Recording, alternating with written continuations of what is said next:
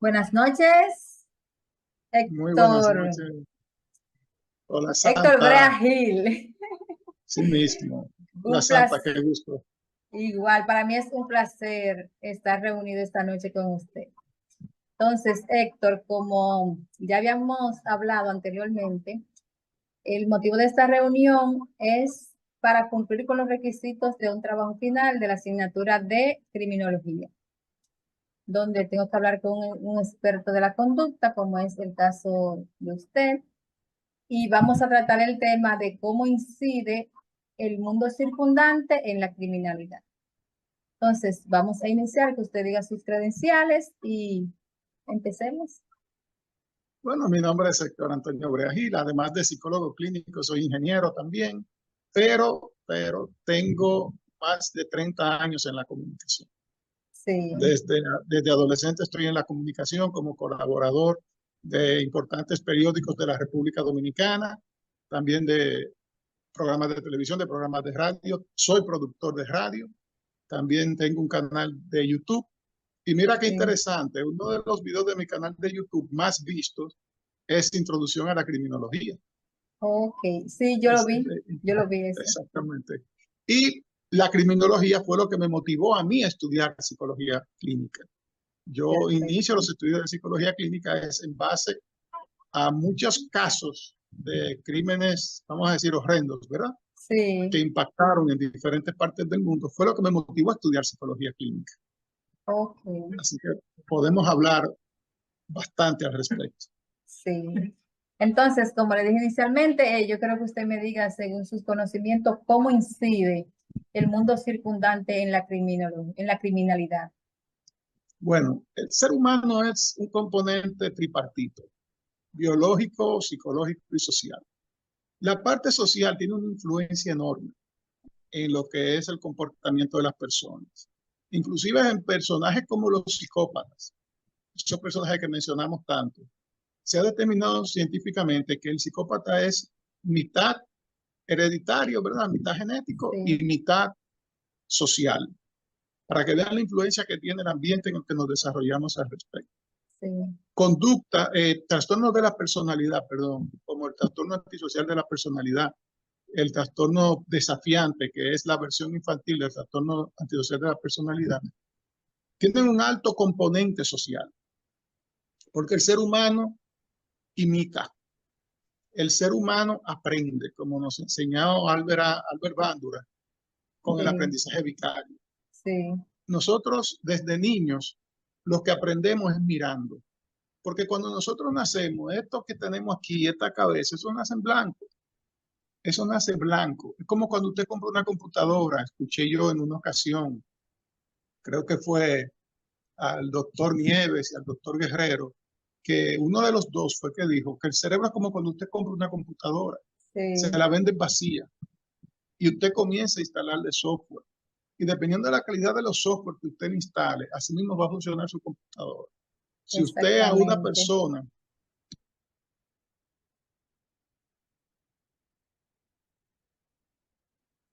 usted, si usted es músico y lo llena de software de contabilidad, tampoco va a poder hacer nada con eso. Entonces, lo que nos entra en esta computadora que tenemos aquí, que lo recibimos en la casa, primero en la casa, después en la escuela, después en la calle, interactuando socialmente, es lo que nos va a definir. En la casa, en la casa, aprendemos, tomamos Sí, la primera formación que es la formación ética, la formación moral, la formación en valores. En la escuela nos dan la formación académica. En la escuela está para enseñar matemática, para enseñar lenguaje, para enseñar biología, pero en la escuela también refuerzan los conocimientos que se dan en la casa. Nos enseñan moral y cívica, nos enseñan urbanidad y buenas maneras. Si se estudia en un colegio religioso, como en el caso mío, que estudié en un colegio católico, entonces ya la formación es otra. Además de la que recibes en la casa, te dan la formación religiosa, los criterios cristianos, los valores cristianos propios de la escuela. Pero cuando sales entre la casa y la escuela, hay un mundo que es la calle, donde se interactúan con exactamente. los amigos, donde se interactúan con los vecinos y que es necesario pulirse, interactuar en la calle, porque en algún momento vamos a tener que salir a desenvolvernos en el medio ambiente. Entonces, lo que podemos aprender en casa, los límites que nos pongan en casa, la enseñanza moral que nos pongan en casa, el refuerzo que recibimos en la escuela, va a ser determinante para poder enfrentar lo que vamos a encontrar en la calle. Un hogar con pocos límites, un hogar donde no se enseñan valores morales, donde no se habla del respeto, donde no se enseña la empatía, donde no se enseña la honradez, la honestidad, la no violencia, la inteligencia emocional, el dominio propio. Un hogar que no se ve eso, cuando vamos a la calle, somos capaces de absorber cualquier conducta negativa. Exactamente. En la Peña Psicológica, que es un encuentro que tenemos semanal, sí. Precisamente ayer estábamos hablando del caso de un asesino en serie argentino llamado Cayetano Santos Godino. Cayetano Santos Godino, conocido como el Petizo Orejudo, cuando tenía 14 años de edad cayó preso porque mataba niños. Wow. Él mataba niños pequeños, niños de 3 años de edad, los quemaba vivos, los ahogaba, era pirómano, pero también con esa edad que tenía, era hipersexual. Tenía muchas condiciones, era un psicópata, definitivamente.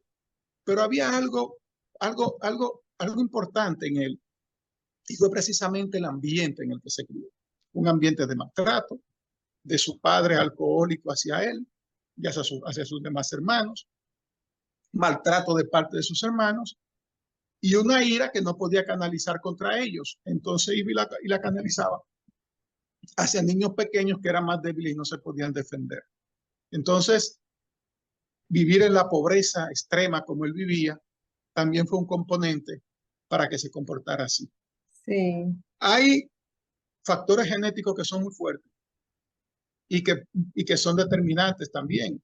Por ejemplo, hay personas que usted dice, bueno, pero entonces tú me dices que la pobreza es un factor de riesgo para eso.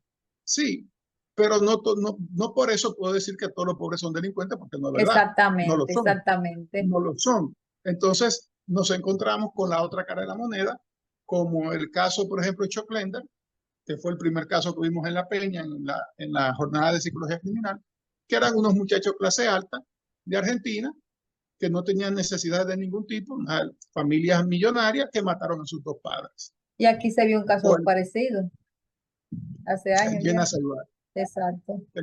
El Llena Saibal. También tenemos el caso, y vamos a la clase media, el caso de Carlos Robledo Puch, un muchacho de una familia clase media alta, madre conservadora, ama de casa, papá trabajador, muchacho educado, un muchacho que siendo adolescente había estudiado desde niño 7 años de piano, con una cultura excelente, hablaba español, hablaba alemán, un muchacho muy hermoso físicamente, era tan lindo que le decían el ángel, y en un año mató 11 personas.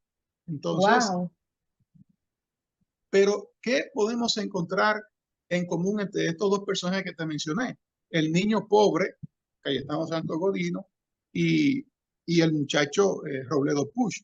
Bueno, ahí hay en uno yo puedo decir Cayetano Santos Godino, que el ambiente en el que se crió fue determinante para que fuera agresivo, aunque tenía comportamientos, aunque tenía su componente psicótico.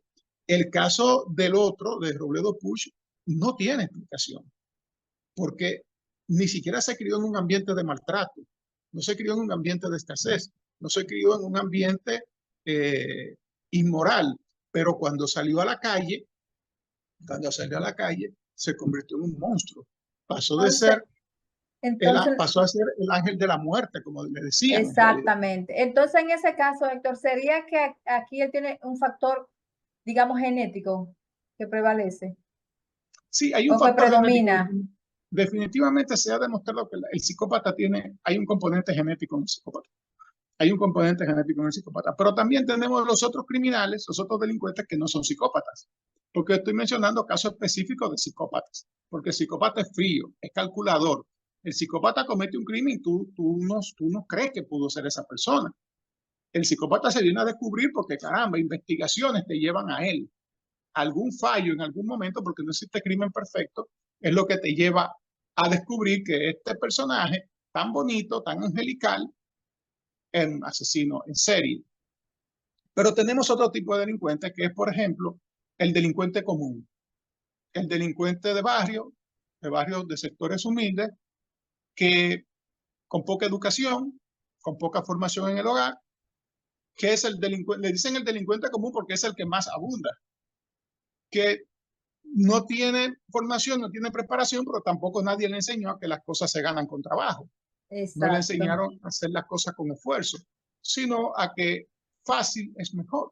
Entonces, ese sale en una motocicleta a robar celulares, a asaltar, a matar gente y, y sale a hacer el mal. Conoce los códigos de la calle, muchas veces no conoce ni siquiera los códigos sociales. Pero ese es un delincuente que es un delincuente, vamos a decir, formado hasta por el mismo sistema. O sea, cuando hablamos del Exactamente. el mismo sistema de la sociedad lo forma, ayuda a que se formen. Y tenemos también, por ejemplo, personas que son agresivas. El agresivo por impulso, la persona que comete un crimen por impulso. Por ejemplo, el hombre que llega a la casa, se enoja con la mujer, discuten, pelean, y en un arrebato de ira jala la pistola y le mete 2 balazos. Exacto. Eso fue por un Él impulso. fue por impulso. Posiblemente ese hombre no vuelva a cometer nunca un crimen de ese tipo. Puede hacer cárcel, salir de la cárcel, cumplir condena y no cometer más nunca un crimen porque en esa ocasión fue algo que surgió por impulso. O puede suicidarse también, como algunos hacen. Como ha O va, pasado, y se, sí. o va y se entrega a la policía porque fue algo que fue un impulso.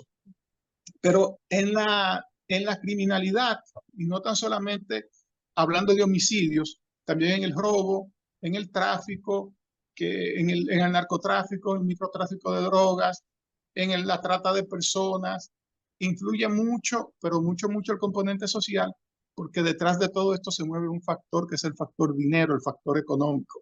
El factor Exactamente. económico es determinante para estas cosas. El que roba banco anda detrás de dinero. Aunque ese dinero se lo beba, aunque ese dinero se lo fume, hay una motivación que es el dinero. Hay algo que hay que conseguir que es el dinero. El psicópata, el psicópata que no tiene ese tipo de ambición mata por el gusto de matar, Exacto. por decir que maté.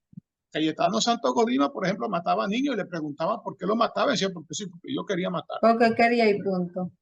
Sí, porque él quería verlos muertos. Sí, Héctor, entonces, y una pregunta, ¿qué usted me puede decir del estilo de vida que están viviendo una gran parte de la juventud de nuestra sociedad? Por ejemplo, aquí en República Dominicana, que quieren vivir una vida de apariencia y de todos los fines de semana estar con una vestimenta nueva, con un estilo nuevo, con una pinta, como le llaman. ¿Entiende usted que eso también podría tener cierta influencia en cometer delitos? Bueno, es que la presión social es muy grande. Exactamente. Vivimos en una época en la cual se presiona demasiado a la gente. A través de las redes sociales se le vende un engaño muy grande a la gente. El gran engaño del tú te lo mereces ha hecho que mucha gente de verdad crea que se merece todo. Y la gran presión social en la cual tú vales más por lo que tú tienes que por lo que tú eres, o por lo que tú dices que tienes que por lo que Sí, eres, también eso hace mucho daño.